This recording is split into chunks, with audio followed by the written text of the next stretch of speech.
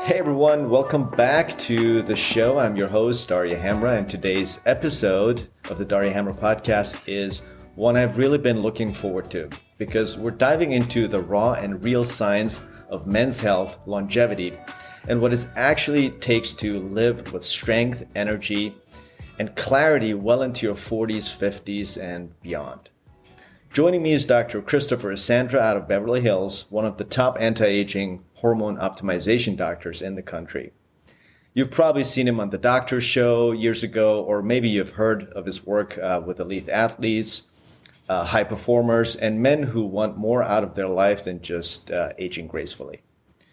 Today, we're breaking down testosterone myths, sexual health, muscle and longevity, muscle as a longevity organ, and cutting-edge therapies like peptides, hormones, NAD, and more. But beyond the science, we're also going to talk about what it means to feel like yourself again and how to take ownership of your health one step at a time. So let's dive in, Christopher. Really excited to have you on, making time in your busy schedule. Now, most guys in their 30s or 40s feel the crash, less energy, poor sleep, low sex drive, and they just kind of chalk it up to aging. But is it really that, or is it something else? It's something that particular men, I don't know if it's a pride thing, it's a masculine thing. They don't like to talk about it much. How is it being brought up in your practice, and how do you lead the horse to the water? Yeah. Thanks for having me, Daria. I think, part of it is because it's becoming more talked about on things like your podcast. People are opening up more on podcasts. We've got Joe Rogan and all these biohackers that are talking about testosterone therapy and hormone replacement therapy in general for both men and women. And it's, I think, becoming more accepted as our society has gotten more stressful. They did studies where they checked people's testosterone from today versus, 40, 50, 60 years ago. And the average male is like their average testosterone is like almost in half of what it used to be.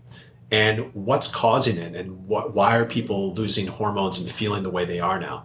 There's many theories on it. One, it could be the foods that we're eating. Two, it's a lot of the estrogens, xenoestrogens that are found in our water from plastics and all that. Now, we can't really pinpoint it. I can't say, but I also think it's also the stress that we deal with every day from, social media, just being bombarded from every direction now digitally. People don't sleep as well. Now I'm really curious to talk about these causes that you mentioned, these potential causes that it's hard to pinpoint because there are just so many. It's hard to conduct a study where you can isolate one versus the other and where you have a real control group. But what are the first warning signs in your when your hormones are crashing? Yeah. And most guys kind of miss them. What are those signs that you can look out for? We look out for a few things, and it could be anything that brings them in. Sometimes it's erectile dysfunction. Sometimes it's just simply fatigue, no libido, or I'm grumpy. We always hear the term grumpy old man, and I think that comes from low testosterone. But it's a myriad of things now, I think, that are symptom-wise, because like maybe, I don't know, for you, for example, or me, we're kind of at that age now where it would benefit us. We start noticing things aren't functioning as well, whether it's our muscle mass, our gym performance, our erection quality, our libido, or we just feel more tired lately in the fatigue. And I've noticed that people are noticing that a lot more as they, in their 30s now even, more so than I think, maybe 10, 15, 20 years ago. But it's usually the first sign is like, mental clarity, it's down. I've got that brain fog. I crash in the afternoon. I don't feel like myself. And I'm also noticing that, things aren't functioning as well physically on me. And that's really what brings men in. And unfortunately, the doctors that they go to don't really address it. And so, we're kind of their last hope sometimes. Yeah, it's interesting that you said that. Now, you used to be a conventional doctor. I mean, you went to conventional medical school, and I believe you did a residency in emergency medicine. And so tell us a little bit about that experience compared to how and what you're practicing today, and kind of what led you to this transition. Just because I think many can share that experience, having gone to the doctor, stating these initial symptoms that you just talked about, lack of, just sexual drive, tiredness, grumpiness, and those things. And their doctors may have just given them an antidepressant or told them, like I was told, you're just working too hard, or, well, you're getting older, so better age gracefully. Like, how do you address that? How do you explain that to the patient? And tell us a little bit about your journey, how you transitioned from conventional medicine, emergency medicine, into this field. So, I was doing emergency medicine for a while. You work a lot of night shifts, and I've noticed in my own in my early 30s, I wasn't functioning as well. But when you saw people come to the ER, you look at the list of medications they're on. I mean, they're on like sometimes a laundry list of 10, 15 different medications. I'm just, this one's used to counter the effects of this one, and this one's used to counter effect. It becomes this whole like melting pot of medications that they're stuck on. I was like, there's got to be a better way to get these patients healthier without just reactive medicine where we just stick them on. We look at your numbers, we stick you on a medication, and suddenly, boom, we treated the patient. No. We need to go back and look at the beginning and the history on this patient, why they're feeling this way, what led up to it. Even with women, why were they put on an antidepressant at 50 years old when they were going through menopause, or whatever the cause may be. But I started researching it and looking into it because a lot of my patients, even in the ER, would ask me, hey, doc, can you get me Viagra? Can you get me testosterone? And I thought to myself, why do these older men want this? And I was like, there's got to be a reason why. So I started looking into it more and really diving into the basic fundamentals of medicine that we learned in medical school. We forget about all that because we become polluted by just big pharma and what they tell us to prescribe, where it becomes, like I said, reactive medicine. And so I started my journey kind of looking into, what keeps men younger, what makes them feel better, what keeps them sexually, younger, and more potent. And so I started with that area, and I joined the A4M, the American Academy of Anti-Aging Medicine, and it really opened my eyes to a lot of things, that there's other ways to treat patients, not just with meds, but with, natural things like hormones, change of your lifestyle, sleep, and I think in medicine, doctors are just so, we have to move fast. It's like 5-10 minutes with the patient max, but where you can't get a good history, where you're just looking at their labs and their numbers and then treating that. So I wonder why that is, that we have to move fast. Is that really in service of the patient or in service of something else? But that's exactly. a different topics. But I commend you for at least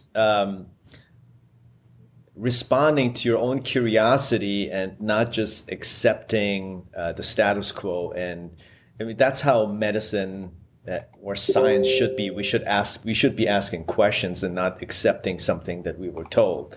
Right. And how do you feel medicine in general is moving along in that department?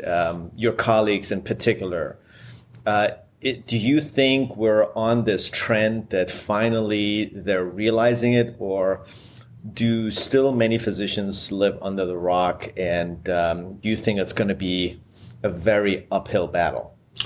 Well, it's both. I think the good news is a lot more physicians are opening up to this. And I think it's not necessarily because suddenly they had this epiphany. I think it's because their patients are demanding it. Their patients are coming in and said, hey, I heard this podcast with whomever it was, and they're doing this type of treatments. How do you feel about it? And 9 times out of 10 or more, doctors don't know what it is or what they're talking about. So they start doing their own research. And I think it's coming from that. But then on the other side of it too, unfortunately, I think a lot of doctors have ego, and, we've been kind of trained a certain way, and they think they're always right with their treatments. But when a lot of my patients come in and we get them healthier with just our treatments, they look better, they lose weight, their numbers look better.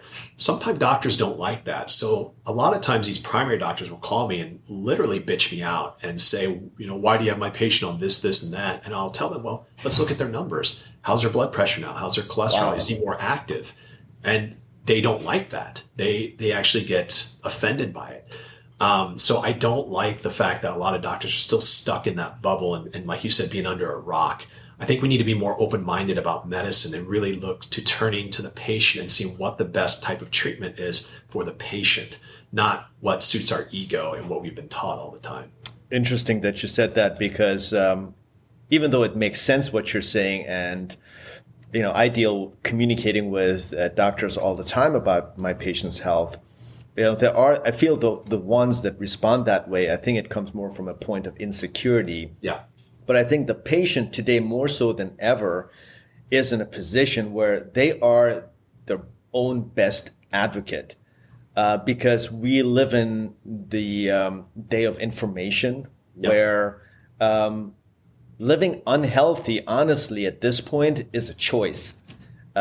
Because in a world of information we live in today, there's no excuse. And I feel the patient is more empowered than ever to keep their doctors honest and keep them on their toes, to enforce them to do their research, to make that progression into the modern type of medicine, the medicine 3.0, where they educate themselves beyond what they were taught in medical school 20, 30 years ago.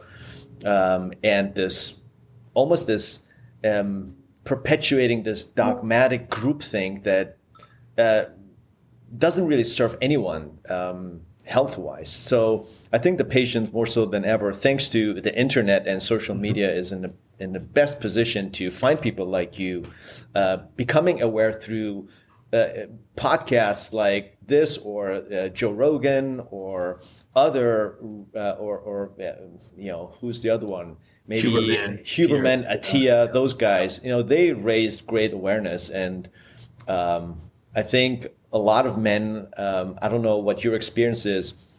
Do you feel men are more open to admitting that they have a problem than maybe 5 or 10 years before these podcasts came out?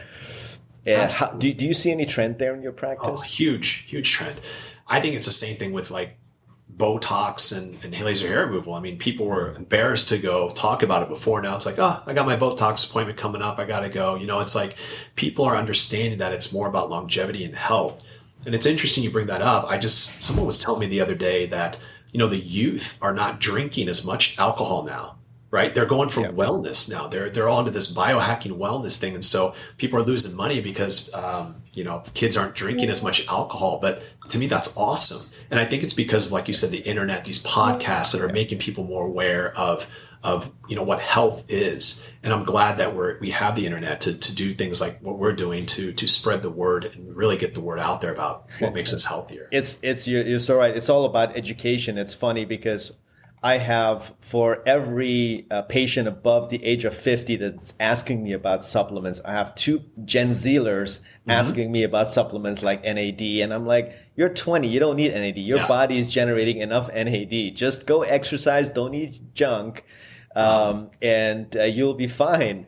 Right. And it is a testament to the fact that this awareness, and that they're so smart, and even my 4-year-old, every morning he wakes up, he's like, Dada, I need my vitamins. So this morning I gave him his vitamins, and he has his probiotics, his prebiotics, he has his vitamin D, and he literally, I actually just posted it on my stories because I thought it's funny. He literally went into our supplements drawer, pulled it out, and he knows where his supplements are. He took it out, put it on the table. And so, but that goes back to education. You wouldn't expect a 4-year-old to be this aware, but we as parents made them aware. So he knows what junk food is. He doesn't ask for it. So I think education is key. And I think the current younger generation is much more educated than we were when we were that age. And a lot of these myths are easy to bust, which brings me to the next myth about testosterone in particular, where those doctors you talk to kind of combat you and ask you why you're putting their patients on this. And I would think that it's because of these myths around these peptides and therapies. So, so is testosterone dangerous, or is everything we've heard just outdated science? Can you kind of, dive into it and explain for our colleagues, but also for the layman that is listening, in simple terms? And we'll talk about these specific medical terms, what they mean in layman's terms, so our audience can understand. Right. listen, anything in excess is not good. And I think where we start hearing about the bad side effects of testosterone, one is, I think there was this myth that it caused heart attacks. But we also have the myth on the other side where you hear about bodybuilders dying from using steroids. And a lot of my patients ask me, is this safe? Because I heard about this bodybuilder dying and all this person dying. And I tell them, listen, those people are abusing it. There's a difference between therapy and abuse. Okay. People are using 10 times the amount they should. They're combining it with other black market steroids. They're probably not even using real testosterone, or they don't know what they're getting because it's literally made in someone's kitchen. So that's where it kind of came out. But we're starting to see this, just 1 or 2 weeks ago, they just took the black box warning off testosterone. The FDA just removed the black box warning because we're finding out more studies that it doesn't cause heart attacks and it's not as dangerous as people think. The studies that came out, the TRAVERS study, TRAVERSE study, show that it's not increasing heart disease. It's not, versus placebo. It's actually, in some studies, they're showing it helps men with heart disease because it makes you get more active and healthier, and the heart is a muscle. So, and you also have to control the estrogen with it too. You got to make sure everything's in balance, right? So you can't just take testosterone and expect miracles. And it can't be a one size fits all. We've got to check your blood work, adjust the dosing so it's exactly in the right levels that we want it at, versus just bombarding you with a one size fits all. So I think that's where the stigma comes that you were mentioning about why it's bad. But if it's done under doctor supervision, it's monitored, it's completely, if not, it's very healthy for you in many ways. Yeah, it's reminds me of a quote, say that the greatest enemy of knowledge is not ignorance.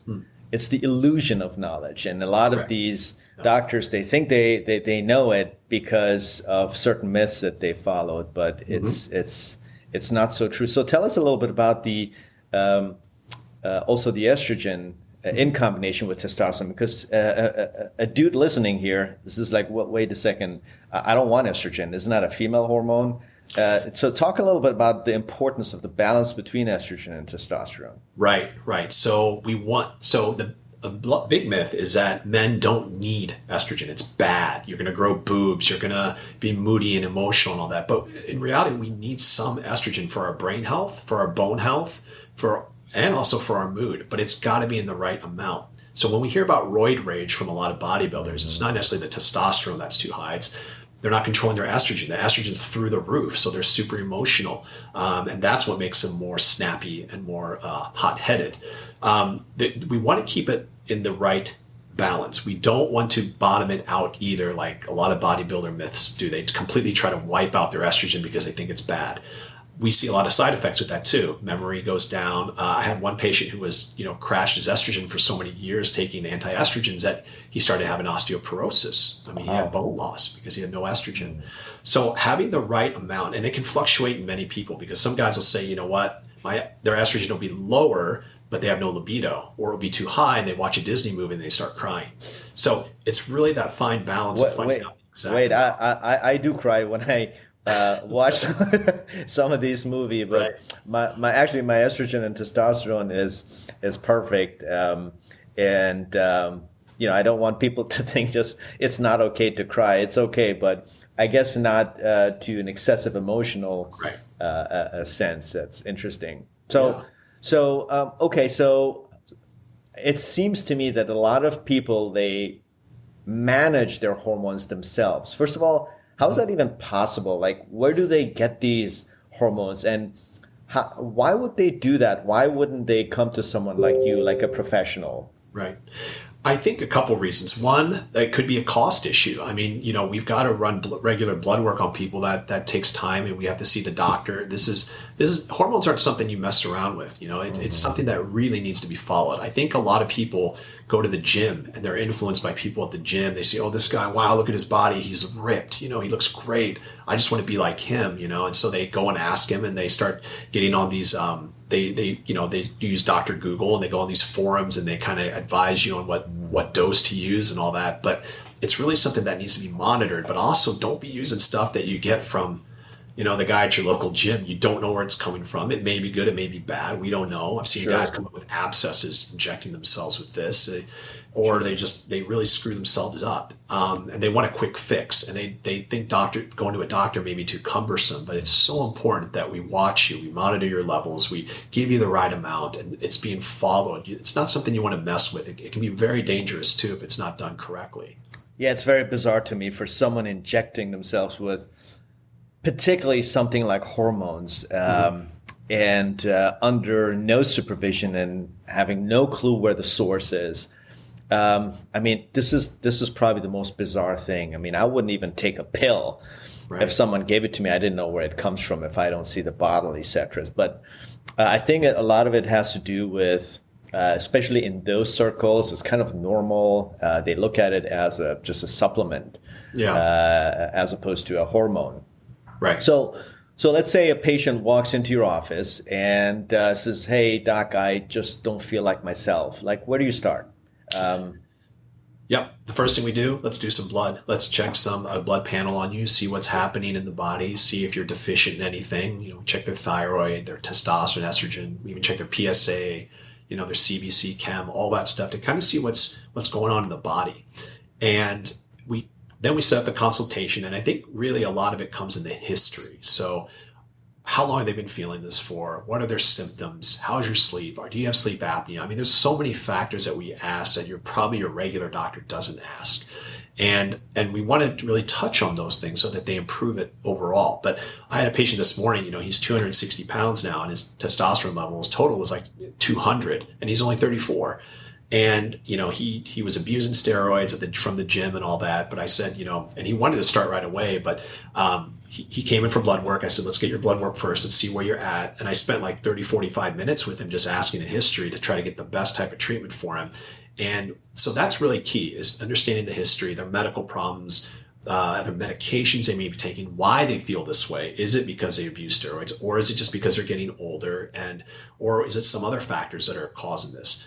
So we don't necessarily treat the number all the time. We also treat the patient. So you could have a normal testosterone level, let's say it's 500, and still have those symptoms.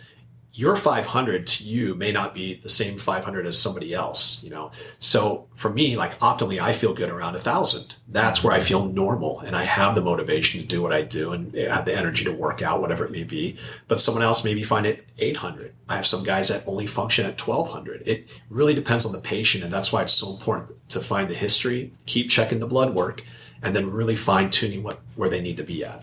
So when you talk about function, like someone functions at that best, how does one actually know, especially if they've been not functioning well for a decade, and to them that's their norm?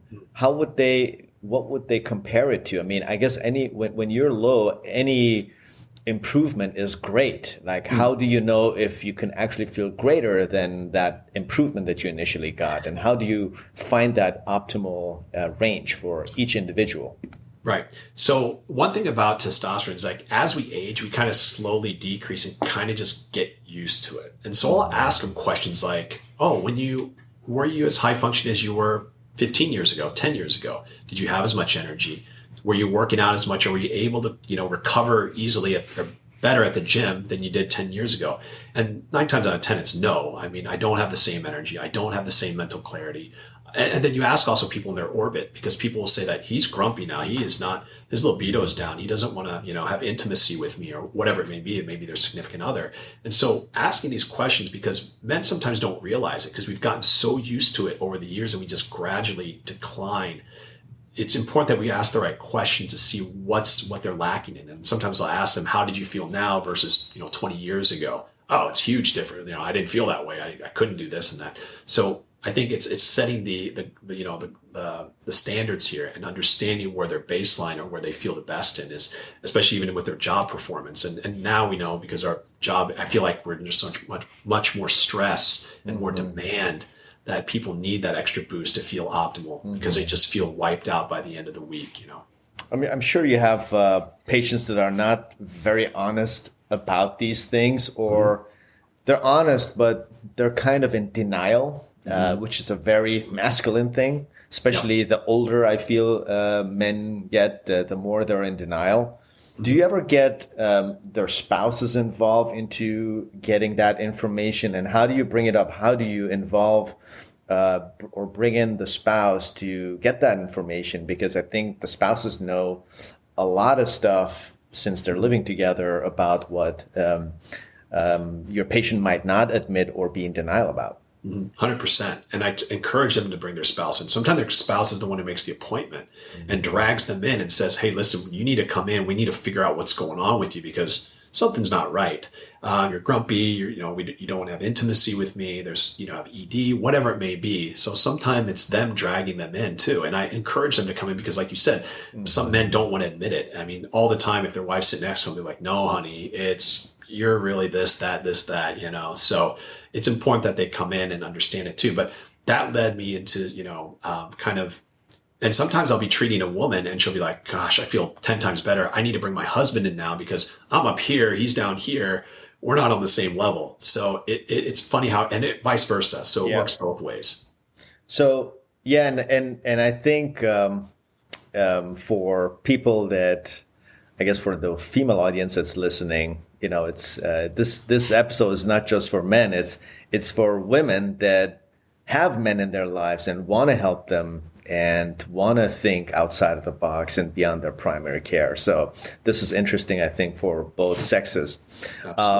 As to the biomarkers and lab tests, what are the important things to note? And as far as, for example, total testosterone, free testosterone, and other biomarkers that you're looking for? Because I think there's a lot of confusion when it comes to analyzing or ordering these lab studies too. So can you kind of dive a little bit into that? Sure. I think it's all the above. Testosterone, total, free, even their hemoglobin sometimes, because I notice a lot of guys with sleep apnea have higher hemoglobin levels. It's almost like training at an elevation. They're not oxygenating it as well. So I always follow the hemoglobin and have people do a phlebotomy if needed. So it's things like that. Their PSA to make sure it's nothing, with the prostate. Thyroid too. We check a lot of thyroid to make sure their thyroid's optimal. I see it more so with women where we have a lower thyroid, more thyroid issues with women, obviously. But for men, we want to check all those biomarkers. We want to check their CNP to make sure their liver, renal, kidney function is good. I usually leave the cholesterol and all that to their primary care doctor, but I will say that those improve after they get on hormone therapy because they're more active, they're doing more. And then we also check some other biomarkers too, sometimes like their A1C to make sure it's not out of range or if we can improve that. It really depends on the patient and we kind of specify it for the patient depending on what their needs are. And so what is the importance between measuring? So when you look at testosterone levels, what do you really look for? Which value do you look for? And, based on the decade of age, I know we talked a little bit about everybody lives in their ideal range. And so that you can't really compare numbers from person to person. But what kind of basic guidelines do you go by within those lab tests, and which number do you look for? Do you look for the total testosterone, for the free testosterone, and why is that important?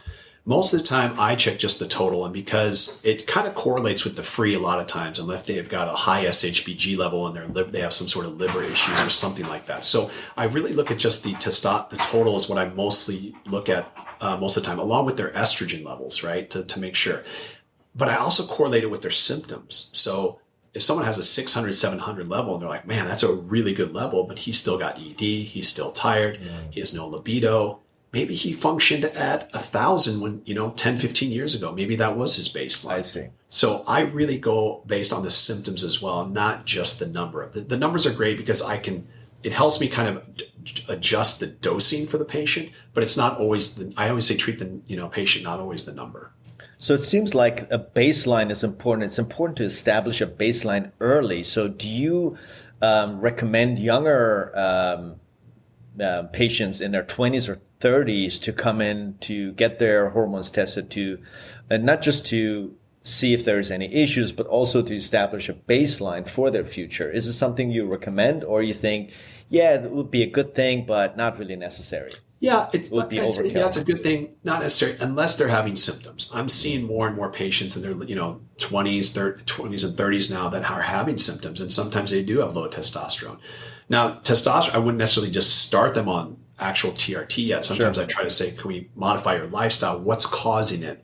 Or we put them on some testosterone supplements or boosters to kind of stimulate their own body production again, right? We don't just want to jump into TRT right away. But I think it's good to at least get a baseline. If you have the symptoms, ask your doctor, hey, doc, can we check can I check my testosterone, see where I'm at? I think all men should be doing that. It should be part of every doctor's, battery of tests that we do. If we're running a CBC and a chem on them, and they're whatever it is, why aren't we checking the men's testosterones? It baffles me, but I see why. It's probably because they don't know how to treat it. They don't know I got a low value or whatever it is. What do I do with it? And so it needs to be educated more, I think, among healthcare professionals that it's okay to check, testosterone levels on patients, and we should be doing that regularly. Do you know if there's anything happening in that department in our current medical school education? Is that now integrated or still not? I still don't think it is. I deal with, new graduate internal medicine docs all the time, still don't check a testosterone unless their patient asks for it. And the reason they ask for it is really because of podcasts like you're doing. They're hearing about what we're talking about and they're saying, hey doc, I heard I should be checking a testosterone. Can we do that?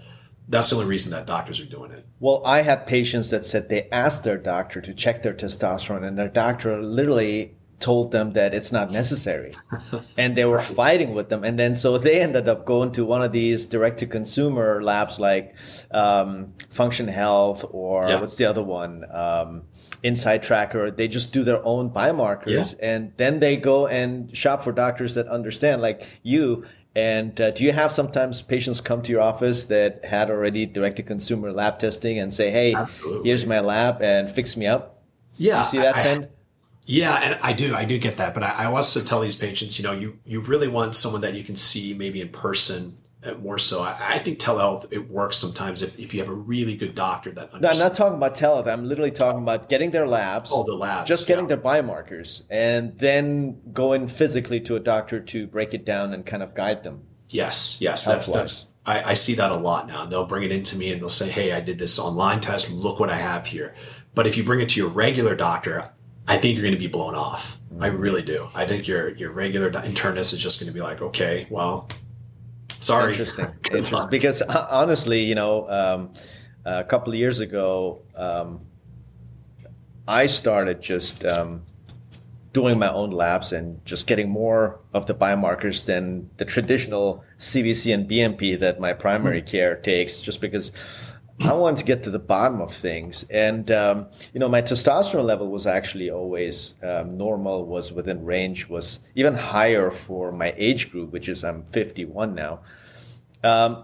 So I started changing my lifestyle habits. And I want to also now kind of segue into what can one do to improve their testosterone and hormones levels without particular hormone therapy, just with other methods, and I want you to talk about those. So I could tell you coincidentally how my testosterone levels went up without hormone therapy, and it was an accidental thing where I just changed my lifestyle. I ate clean. I reduced eating fats and starches. My performance increased, so I went to the gym a lot. I bulked up on muscle mass and all those things. And then my testosterone levels, they went up by 30%. Wow. And I was surprised. And so I know I'm N of 1, so I don't know whether, one could even argue it was a lab error. But the trend is going up because I did 3 tests. Talk to us a little bit about what one can do today, literally at their home, to work towards improvement, or if they don't have low testosterone levels or hormone levels, how they can maintain and sustain that level into the next decade. Yeah. Well, I think there's a few things. One is like you're doing is really doing the resistance training and exercise, particularly in the lower body. A lot of guys neglect the lower body, but we need to increase blood flow below the waist. I tell guys our biggest muscles are there. You're going to increase blood flow to the growing area, which helps stimulate things. I tell them that if they have ED, is to do more lower body exercise, squatting, everything, to get blood flow moving. I think like improving our diet is huge. I think what we've been polluted with so many things. I just got back from Asia. I'm like, why is everybody here so thin? And like, nobody's fat here, right? I know they walk more, but like, it's what the content in our food is. So eating clean, Yeah, you can't outwalk a bad diet. So I'm pretty sure it's more the diet than anything. It's more the diet, what's in our food. I would say that. But and number 3, sleep. I mean, we're not getting as much sleep. We're on our phones. We're seeing that blue light. It's hitting us. We're waking up several times a night. Sleep apnea is a big one that I see that a lot of guys are underdiagnosed with. You need to make sure, ask your spouse or whomever, am I snoring a lot? Because maybe that's what's driving your That's how I noticed I had low testosterone for me, because I had sleep apnea. It's not because I was overweight. It was more of a functional thing for me. But I had sleep apnea, and I'm like, that's why my testosterone levels are in the gutter. I wasn't getting good sleep. I wasn't oxygenating at night. So sleep is hugely important. And then, getting sunlight, vitamin D, all these things that help us naturally to help improve our immunity and improve our health really help with the testosterone. I know, like you, I do see 20-30% inclines once a patient will change their lifestyle and start paying attention more to these little things that could influence their testosterone levels. So very important. And giving up drinking. I mean, I don't drink alcohol, and I tell people, try not to drink so much. I think it ages you quicker, and I think there's more side effects with it. I can tell their skin doesn't look as good. I mean, you know more about it than me, but yeah, I think it's big. It's interesting that you mentioned those points, because I could tell you the first thing that I did more is focus more on lower body, which I traditionally hated, and I still hate it. And I never did anything for I hated leg days, but I started integrating that, especially doing squats. The other thing is I significantly cut down on alcohol. I would drink maybe 3 or 4 glasses of wine a week, and one might say, well, that's nothing. I do double, and that's normal. It isn't. I mean, it's been established that alcohol is just bad for you. It doesn't matter 1 glass or 10 glasses. Alcohol is just bad. And so that's one thing I reduced. And the other thing is I make sure I get more sleep. So I traditionally used to get about 6 hours of sleep, and now I make sure at least I get 7.5 to 8 hours of sleep. Good. And actually I saw my cortisol levels significantly drop, and my HSCRP levels significantly drop, which are all signs of stress reduction. And so you look at those, it totally makes sense. And it's just something that if you talk to the patient about it, how do you say it without them not thinking that this is woo-woo science, or you don't sound like a broken record, and they're like, well, I know my mom told me I need to eat healthy and exercise, blah, blah, blah, blah. How do you really, I guess, get them to do it? Yeah, it's cliche, I know. Yeah, it's totally cliche. It is, but sometimes our parents knew best, and these are things that have been passed down generations, right? More like grandparents. Right? Yeah. It's a rest when you're sick versus just throwing surprisingly, not a lot of doctors will ask those type of things. Instead of just telling them, get better sleep, exercise, good luck. I ask them, how are you sleeping? When you go to sleep, are you really getting 8 hours? How many times do you wake up? Do you snore? I mean, these are questions that we need to ask our patients beyond just telling them to get more sleep. You exercise. Okay, what type of exercises do you do? How often? Are you doing resistance training? Or are you just doing the elliptical and doing cardio? And if they'd say that, I said, you really need at your age to start integrating things that add more muscle mass to you. By adding muscle mass, now we're going to reduce osteoporosis, heart disease, diabetes, all these different things. I think it's in the questioning that we do for our patients to ask them little details and not just tell them diet and exercise, eat better, go to the gym more. We need to ask them what they're doing, and then give them pointers on what they can do to help themselves, optimize all of these little aspects that they're taking part in. 100%. And one thing I also consider, which is actually based on studies they've done when asking patients about their diet and about their exercise, over 80% over-report their exercise habits and their good diet habits. Right. Over 80%. Yep. And it's shocking, because it's not that they're lying, they're just under the wrong perception. Mm-hmm. Right. They believe they're doing better, or they're doing more than they're actually doing. And I think that creates a lot of disconnect between us telling them what they should be doing and them thinking, well, all right, I'm already doing that. I'm already doing a great job. So then nothing will change and the needle won't move. Correct. And so I haven't figured out how to address it other than just specifically asking them, okay, so you exercise 4 days a week. Exactly what are you doing and how many minutes each day do you exercise? And now I get into the bottom of exactly what they're doing and then get them to realize that, oh, shoot, I'm actually not doing that well. Right. And so it requires spending a lot of time with them, a lot of Q&A to get to the bottom of it. And so how much time on average would you say do you spend with your patients? Of course, it depends on how much they already know and how much they understand, or whether this is completely new to them. They just crawled from under a rock, or even patients that are skeptic, or skeptic or even cynic. Mm-hmm. Yeah. I mean, initially, sometimes we spend, I'm in the patient room and talking to them or doing whatever, sometimes over an hour initially, just to figure out what's going on. And we follow up with them in 6 weeks for more blood work and for more an update on how they're doing. And we want to guide them too in finding the right resources for them. And maybe sometimes they do need a trainer to realize that the way they're training currently is not really, like you said, it's not as good as they think it should be. Because with hormone therapy and all this, we should be seeing results rather quickly if you are exercising correctly, if you're doing the right amount of workouts and eating correctly. If not, something else is going on. And, and now we've got this whole, GLP-1, Ozempic kind of craze now that we're seeing. It's like people are cheating even more and thinking they don't need to work out. And they're doing all these GLPs and they're losing muscle mass and they're losing weight, but they're losing all this muscle mass too. So it's become this whole kind of this. Yeah, it's a wild west. It's not any different than people getting their testosterone elsewhere. It's with the GLPs too. I mean, they can get it anywhere if it's not under supervision of a doctor. I treat my obese patients preoperatively with GLPs, but we have a very strict criteria for starting them. I have all my patients submit a food diary for about 4 weeks, and their exercise schedule.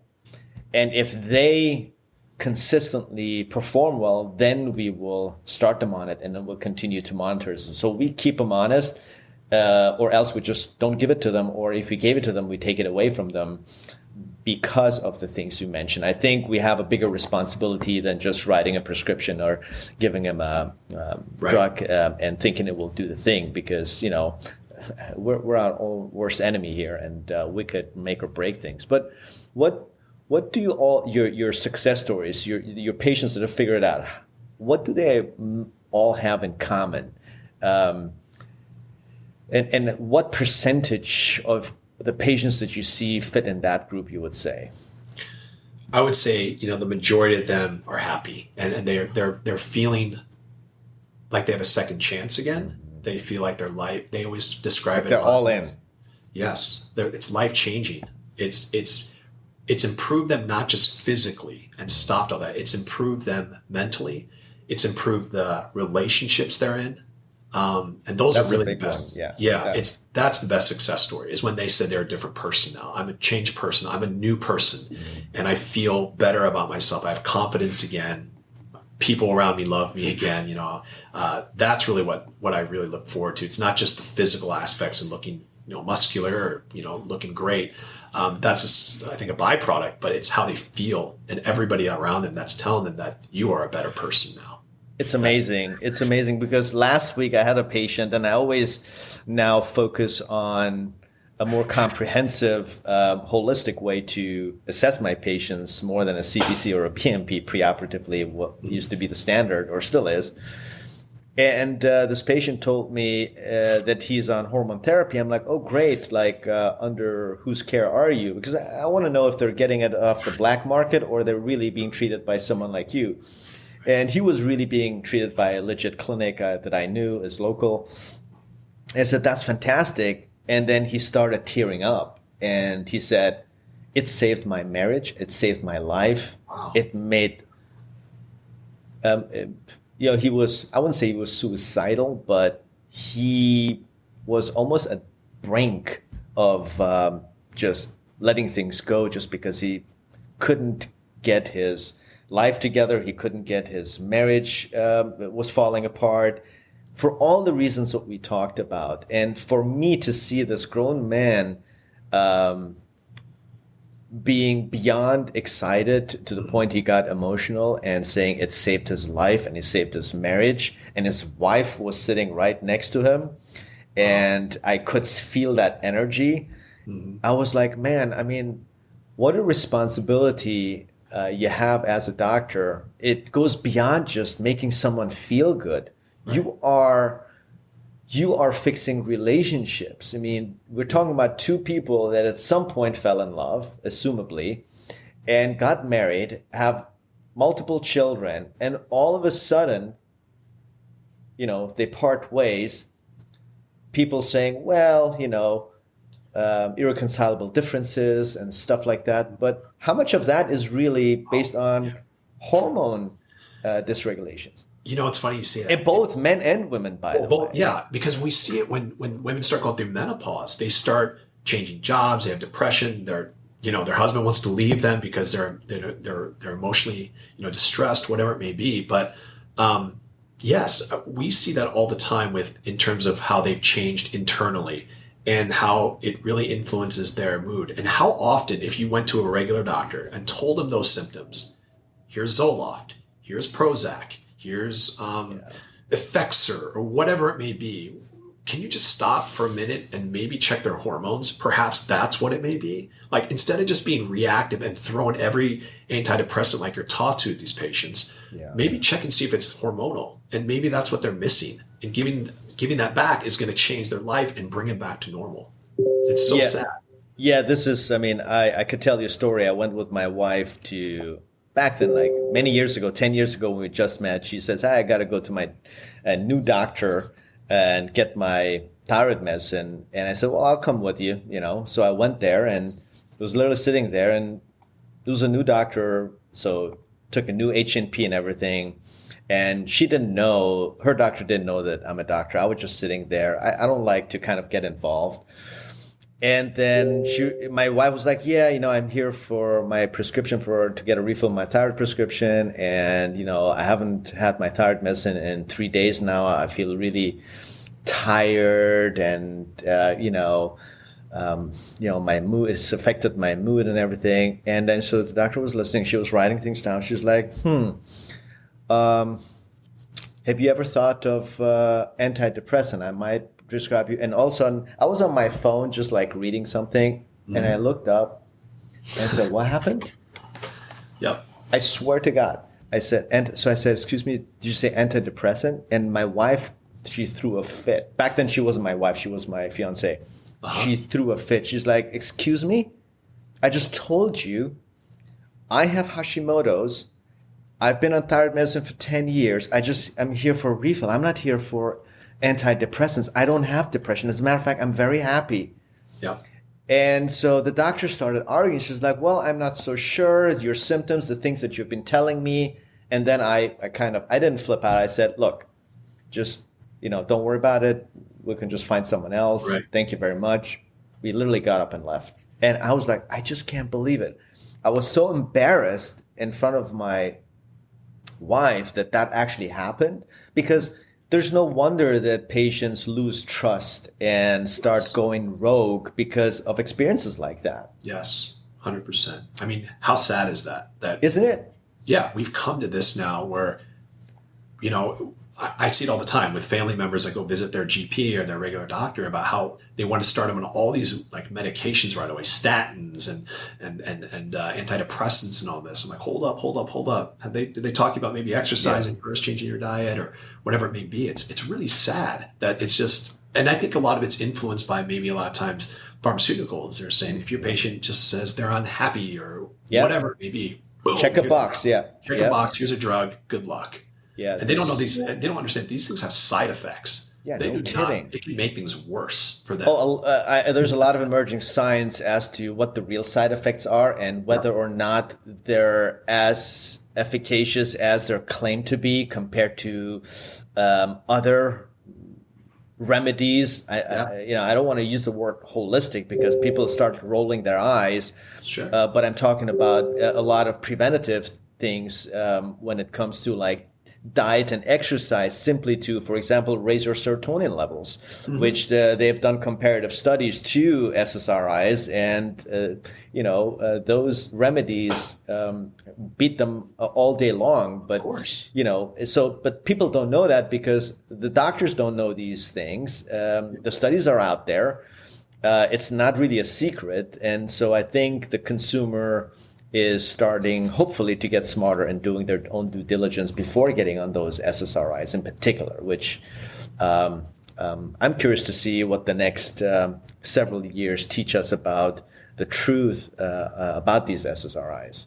Well, I think we're on the brink of that now. I think, we have RFK in office, who's a big proponent of natural remedies, even hormone therapy, peptides and all that. So I think we're kind of breaking through that. Yeah. The more exposure we do, like what we're doing, I think more and more people. I'm excited about new science emerging in those departments.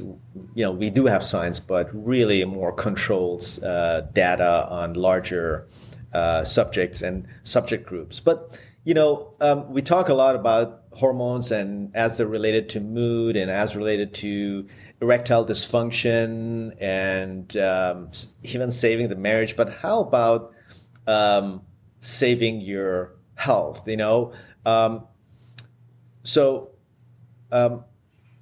erectile dysfunction, do you think it can be the first sign for something that's more serious, like cardiovascular disease? Do you ever connect that when someone comes with erectile dysfunction also to check if they have cardiovascular disease? Could it be the first sign? Absolutely. I think it's a window to the body. Ophthalmologists will say the eyes are a window to the body because if something's wrong there, but I also think the way they function down there is also a sign. Now, you have to determine, is it possibly mental? Is it from medications they're on? Is it from drugs? Is it from whatever it may be, or is it just unhealthy? But I tell guys, if that's not working, something else is going on in the body. Something is not right. Something needs to be corrected. You need to start getting, and that sometimes is the spark to get men to start exercising and changing their lifestyle again. Because, women, it's more about beauty and all that for them. But guys, we want to make sure we function down there. So I tell them, if you don't use it, you'll lose it. And so that usually kicks them in the butt, gets them going. Yeah, that's a masculine pride. Yeah. But, sexual health is definitely the canary in the coal mine. Sure something is off. There's rarely just about sex. It's to me, I think it's typically a system-wide message. Absolutely. And, I don't know if, do you ever feel it's warranted to get maybe a calcium score or, a more detailed cardiovascular examination with these Absolutely. Patients? Yep. Is this part of your protocol? At what point would you say you would order that? Yeah, well, I mean, if I do see any of those signs in a patient, I do encourage them to, I'll refer back to their primary or to their cardiologist to get this done. I'll refer a lot of people for sleep studies because I think it's underdiagnosed, the sleep apnea, all these little things that we see. Sometimes these men don't want to talk about it with their doc, or they talk about erectile dysfunction and it's immediate, here's Viagra, good luck. So I will try to refer them to the right people and to have them do those type of tests, calcium scores. Sometimes we even do like the Prenovo MRIs, all these type of different things that we want to encourage our patients to get ahead of their health so they can be proactive in it. Certainly, I actually did a podcast with the CEO of Prenovo. And I think it's from 2 months ago. Feel free to listen to that. And sure. I do Prenovo scans every year. I just want to be ahead of the game. I'm not one of those that is scared to know the truth or find out because I like to kill the monster while it's little, and I don't like to wait for a tumor to grow the size of a tennis ball or a football to treat it. But many argue against it. They think it's too much, but look, to each their own. I mean, you can check your oil levels or your gas levels on your car and top them off before you hit the bottom. Or I'm just not that guy. Right. But I think everybody has to look for himself. But let's shift gears here a little bit, because one thing I know you've definitely been ahead of the curve on the cutting edge therapies, and now. I know you stay on top of the latest biohacks and longevity tools. What's got you most excited right now when it comes to the next gen therapies? Yeah, well, several things. I think we're starting to see, and it's difficult because in the United States we're somewhat limited. But what I hear about around the world. What do you mean by that? Well, for things like stem cells, even like we're starting to see more emerging. I don't want to say cures because that's kind of a taboo word in medicine. But we're seeing a lot of better treatments. Treatments. For things. Yeah, treatments for stem cells. These types of emerging treatments that are, I want to say, more allowed or more liberal in other countries to do. I think that's huge. I wish we could, I don't want to say experiment with it, but conduct more studies here to see how those things help. The peptides are huge now too. I know that they were somewhat banned by the FDA from being manufactured, but I think there was ulterior motives behind that.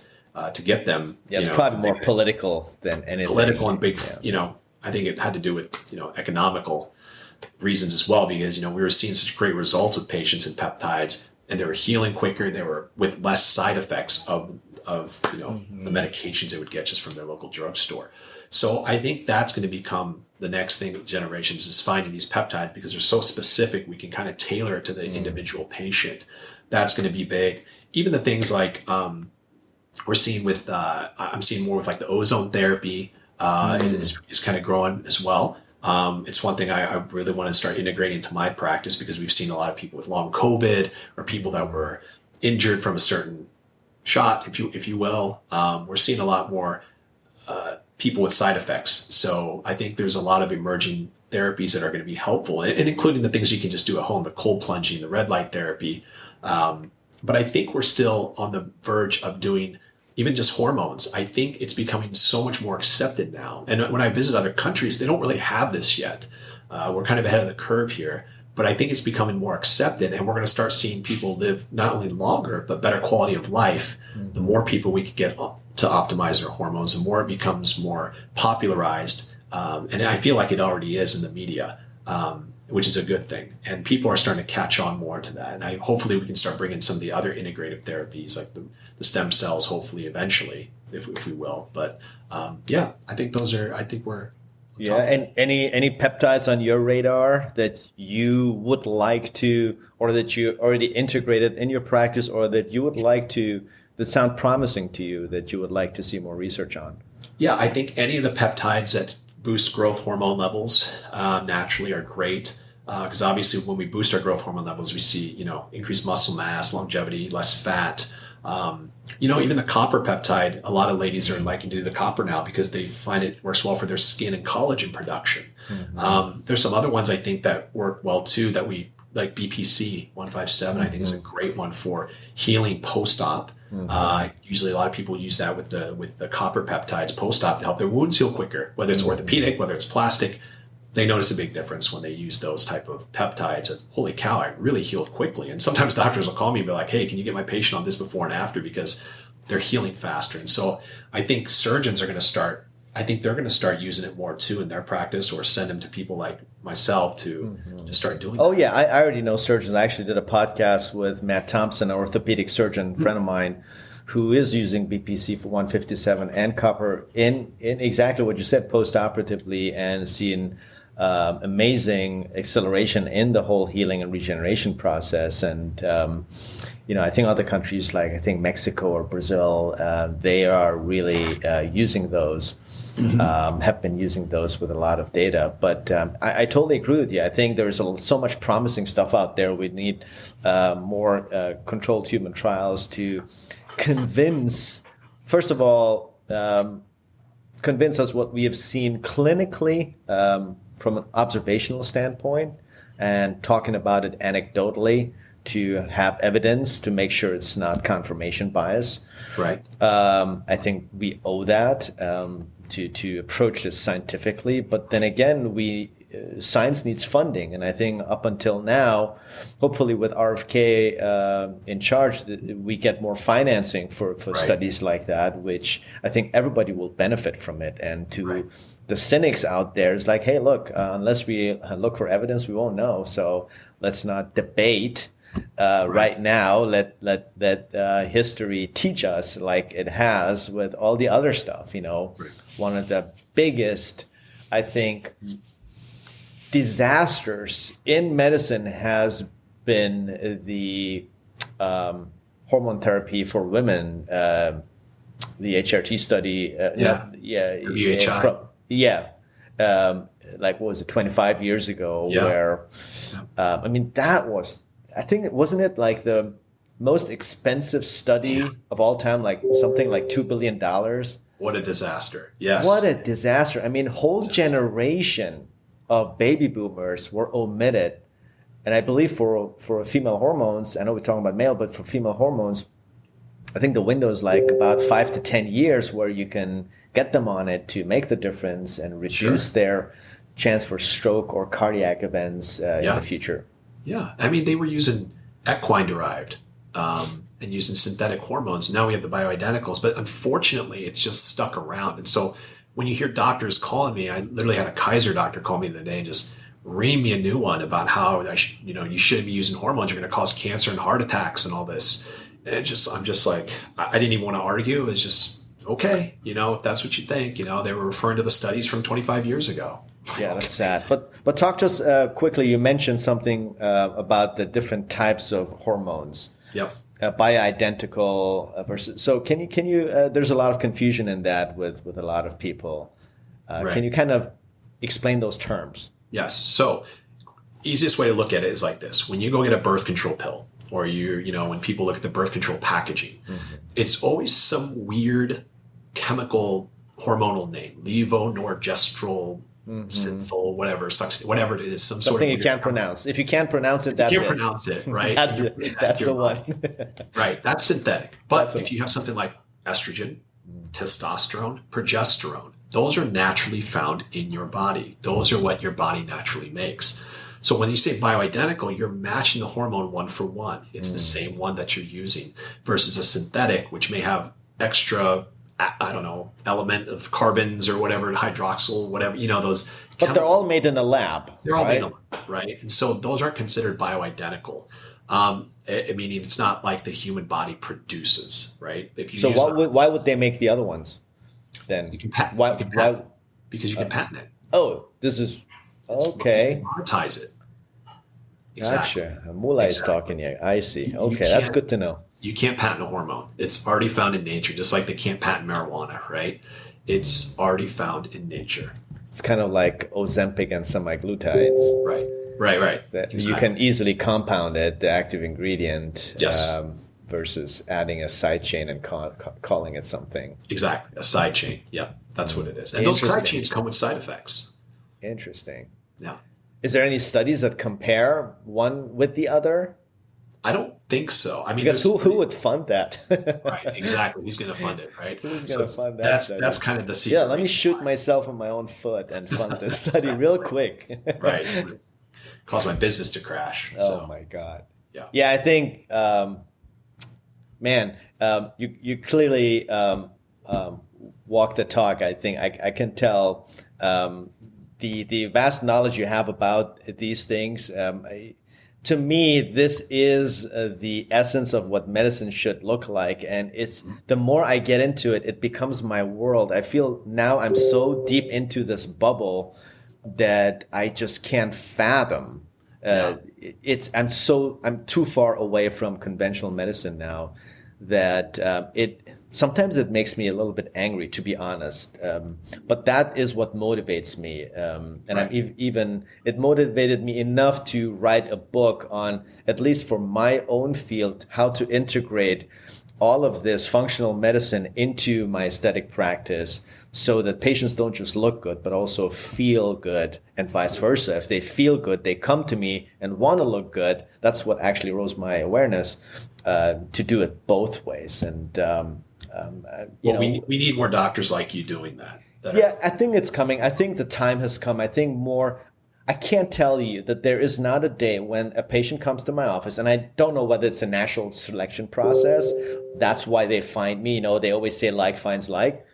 Yep. That they're not aware about these things. And so especially the middle-aged one in their late 40s and 50s, especially the men more so than the women. There is so much bro talk going on and so much awareness in that department that I don't have a middle-aged man come into my office that still lives under a rock. Good. And to me, so that's a testament that I think the cat's out of the bag. Good. People are waking up. Yeah.